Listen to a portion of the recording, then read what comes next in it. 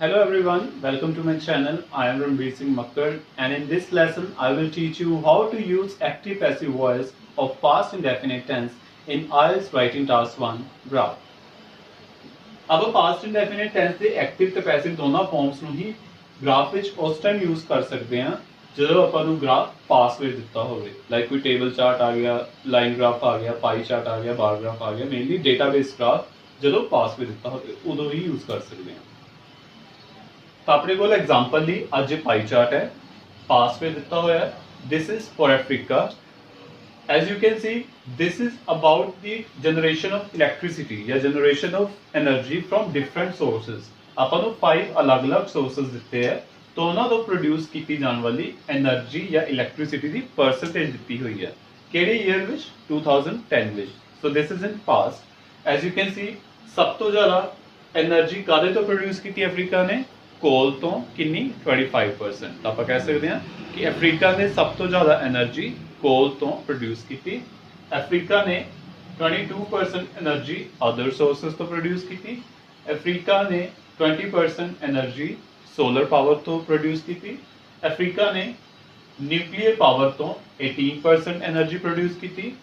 Africa ਨੇ ਸਭ ਤੋਂ ਘੱਟ ਇਲੈਕਟ੍ਰਿਸਿਟੀ ਵਿੰਡ ਪਾਵਰ ਤੋਂ ਜਨਰੇਟ ਕੀਤੀ ਤਾਂ ਆਪਾਂ ਇਹਨਾਂ ਸੈਂਟੈਂਸਸ ਨੂੰ वन बाय वन एक्टिव ਤੇ ਨਾਲ ਨਾਲ ਪੈਸਿਵ ਵਿੱਚ ਦੋਨੋਂ ਫਾਰਮਸ ਵਿੱਚ ਲੈ ਕੇ ਟ੍ਰਾਂਸਲੇਟ ਕਰਾਂਗੇ ਆਪਾਂ ਮੈਕਸਿਮਮ ਵੈਲਿਊ ਤੋਂ ਸਟਾਰਟ ਕਰਦੇ ਹਾਂ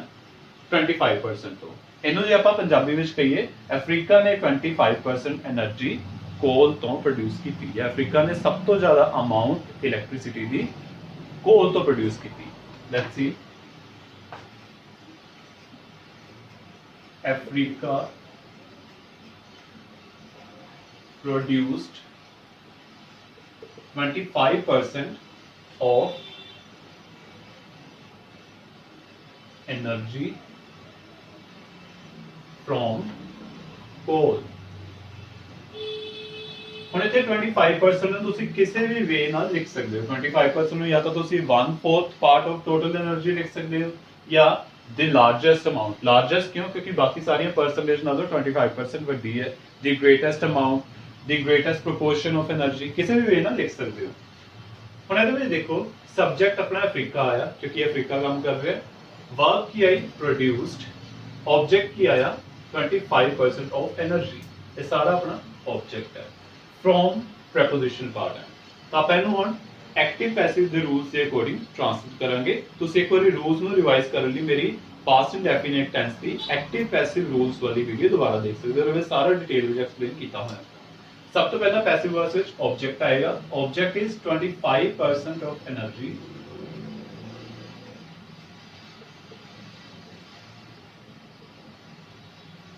ਆਬਜੈਕਟ ਦੇ ਨਾਲ ਹੈਲਪਿੰਗ ਵਰਬ ਵਾਸ ਜਾਂ ਵਰ ਆਉਂਦੀ ਹੈ ਅਕੋਰਡਿੰਗ ਟੂ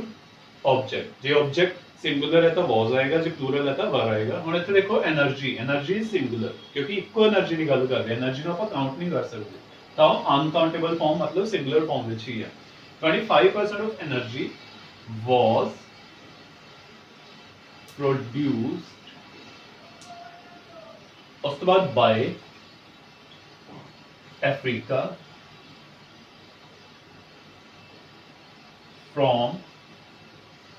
coal ਹੁਣ ਦੇਖੋ from coal ਵਾਲਾ ਪਾਰਟ ਇਹਦੇ ਨਾਲ ਹੀ ਆ ਰਿਹਾ ਵਾ ਤੈਨੂੰ ਆਪਾਂ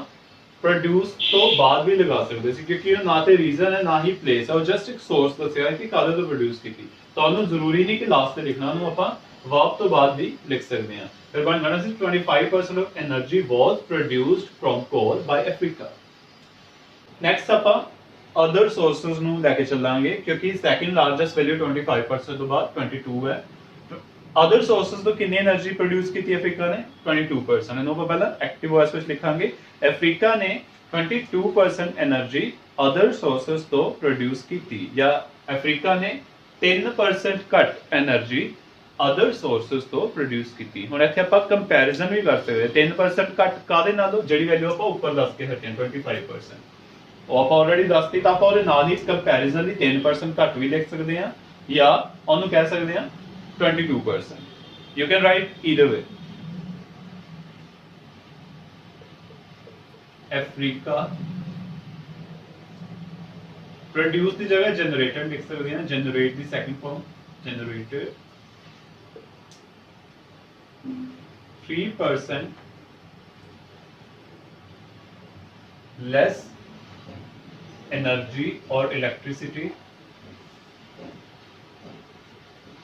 from other sources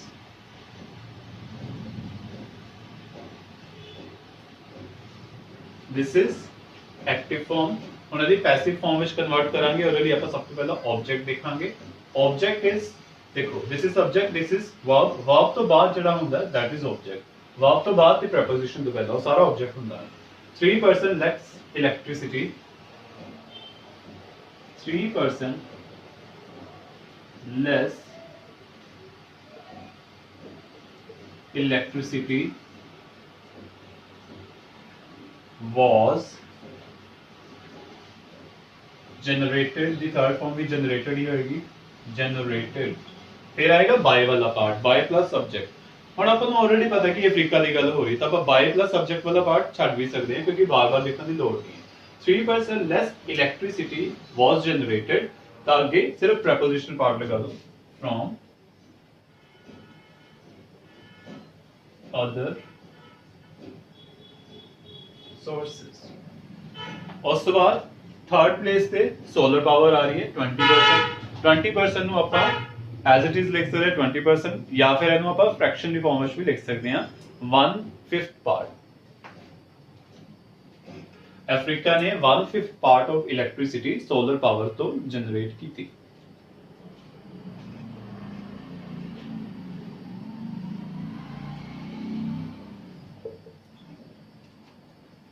one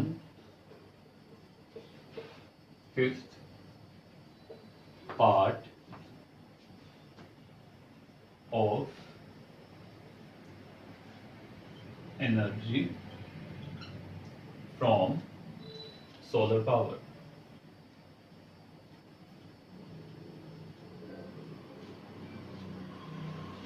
ਇਹਨੂੰ ਪੈਸਿਵ ਵਿੱਚ ਕਨਵਰਟ ਕਰਨ ਲਈ ਆਬਜੈਕਟ ਦੇਖੋ this is subject this is verb this is object ਇੱਥੇ ਤੱਕ preposition ਤੋਂ ਪਹਿਲਾਂ ਦਾ object ਆ ਗਿਆ 1/5 part of energy ਇਹ ਸਾਰਾ object ਲਿਖਤਾ ਆਪਾਂ ਉਸ ਤੋਂ ਬਾਅਦ ਇਹਦੇ ਨਾਲ ਦੇਖੋ was ਆਏਗਾ ਕਿ ਵਾਰ ਆਏਗਾ because this is singular energy singular word ਹੈ ਤਾਂ ਆਪਣਾ was ਆਏਗਾ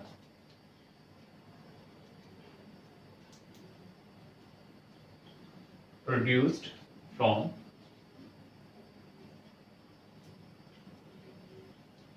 solar power ਹੁਣ ਆਪਣੇ ਕੋਲ ਸਿਰਫ ਦੋ ਕੈਟਾਗਰੀਜ਼ ਰਹਿ ਗਈਆਂ nuclear power and wind power ਆਪਾਂ ਪਹਿਲਾਂ ਨਿਊਕਲੀਅਰ ਪਾਵਰ ਨੂੰ ਲੈ ਕੇ ਚੱਲਦੇ ਹਾਂ ਕਿਉਂਕਿ fourth largest ਨਿਊਕਲੀਅਰ ਪਾਵਰ ਆ ਰਹੀ ਹੈ wind is the lowest amount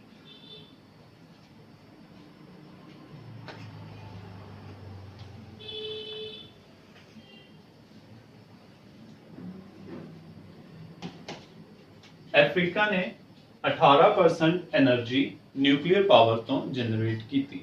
18% ਜਾਂ ਆਪਾਂ ਕਹਿ ਸਕਦੇ ਹਾਂ 1/5 ਪਾਰਟ ਤੋਂ ਵੀ ਘੱਟ ਮਤਲਬ 20% ਤੋਂ ਵੀ ਘੱਟ 1/5 ਪਾਰਟ ਇਜ਼ 20% ਇਹਨੂੰ ਆਪਾਂ ਸਿੱਧਾ 18% ਵੀ ਲਿਖ ਕੇ ਲੈ ਸਕਦੇ ਹਾਂ Africa produced 18% energy from nuclear power. Passive voice object आ गया 18% energy then was and verb the third form produced from nuclear power by Africa ਦੱਸਣਾ ਜ਼ਰੂਰੀ ਨਹੀਂ ਕਿਉਂਕਿ ਆਪਾਂ ਆਲਰੇਡੀ ਇੱਕ ਸੈਂਟੈਂਸ ਵਿੱਚ ਦੱਸ ਚੁੱਕੇ ਹਾਂ ਤੇ ਸਾਰੇ ਸੈਂਟੈਂਸ ਵਿੱਚ ਅਫਰੀਕਾ ਦੀ ਹੀ ਗੱਲ ਹੋ ਰਹੀ ਤਾਂ ਬਾਰ-ਬਾਰ ਲਿਖਣ ਦੀ ਲੋੜ ਨਹੀਂ ਤੁਸੀਂ ਚਾਹੋ ਤਾਂ ਲਿਖ ਵੀ ਸਕਦੇ ਹੋ ਪ੍ਰੈਕਟਿਸ ਵਾਸਤੇ ਬਟ ਇਨ ਰੀਅਲ ਟੈਸਟ ਤੁਸੀਂ ਬਾਰ-ਬਾਰ ਨਹੀਂ ਲਿਖ ਸਕਦੇ ਜੇ ਇੱਕੋ ਕੰਟਰੀ ਦੀ ਗੱਲ ਹੋਵੇ ਤਾਂ ਦੈਨ ਲਾਸਟ ਵਨ ਦੇਖੋ this is the lowest amount ਜਦੋਂ ਆਪਾਂ ਲੋਐਸਟ ਦੱਸਣਾ ਹੋਵੇ ਤਾਂ ਆਪਾਂ ਉਹਨਾਂ ਓਨਲੀ ਲਗਾਉਂਦੇ ਆ ਓਨਲੀ 15% ਅਫਰੀਕਾ ਨੇ ਓਨਲੀ 15% એનર્ਜੀ ਵਿੰਡ ਪਾਵਰ ਤੋਂ ਜਨਰੇਟ ਕੀਤੀ।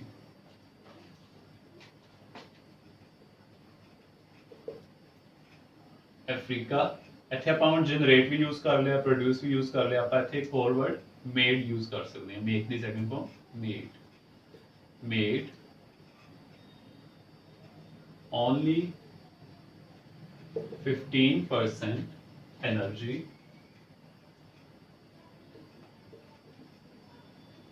from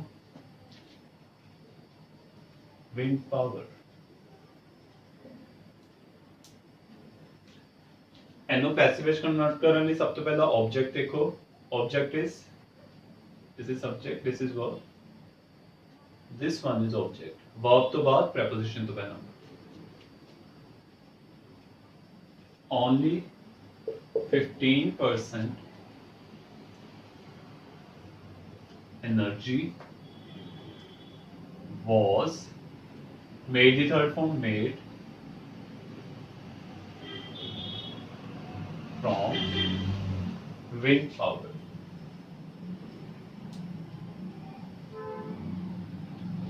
ਇਹਨਾਂ ਲਈ ਆਪਣਾ ਪਾਈ ਚਾਰਟ ਕੰਪਲੀਟ ਹੋ ਗਿਆ। ਤੁਸੀਂ ਇਹਨਾਂ ਨੂੰ ਹੋਰ ਡਿਟੇਲ ਵਿੱਚ ਕੰਪੈਰੀਜ਼ਨਸ ਵੀ ਕਰ ਸਕਦੇ ਹੋ। ਮੈਂ ਤੁਹਾਨੂੰ ਸਿਰਫ ਐਕਟਿਵ ਤੇ ਪੈਸਿਵ ਸੈਂਟੈਂਸਸ ਨੂੰ ਗ੍ਰਾਫ ਵਿੱਚ ਕਿਵੇਂ ਯੂਜ਼ ਕਰਨਾ ਉਹ ਸਿਖਾਇਆ ਹੋਇਆ। ਆਈ ਹੋਪ ਕਿ ਤੁਹਾਨੂੰ ਹੁਣ ਟੈਂਸ ਕਲੀਅਰ ਹੋ ਗਿਆ ਹੋਵੇਗਾ ਕਿਵੇਂ ਆਪਾਂ ਇਹਦੇ ਦੋਨੋਂ ਫਾਰਮਸ ਨੂੰ ਗ੍ਰਾਫ ਵਿੱਚ ਯੂਜ਼ ਕਰ ਸਕਦੇ ਹਾਂ। ਜੇ ਤੁਹਾਨੂੰ ਮੇਰੀ ਵੀਡੀਓ ਅੱਛੀ ਲੱਗੀ ਤਾਂ ਇਹਨੂੰ ਲਾਈਕ ਕਰੋ ਤੇ ਆਪਣੇ ਫਰੈਂਡਸ ਨਾਲ ਵੀ ਸ਼ੇਅਰ ਕਰੋ। ਨਾਲ ਦੀ ਨਾਲ ਮੇਰੇ ਚੈਨਲ ਨੂੰ ਵੀ ਜ਼ਰੂਰ ਸਬਸਕ੍ਰਾਈਬ ਕਰੋ। Thank you so much.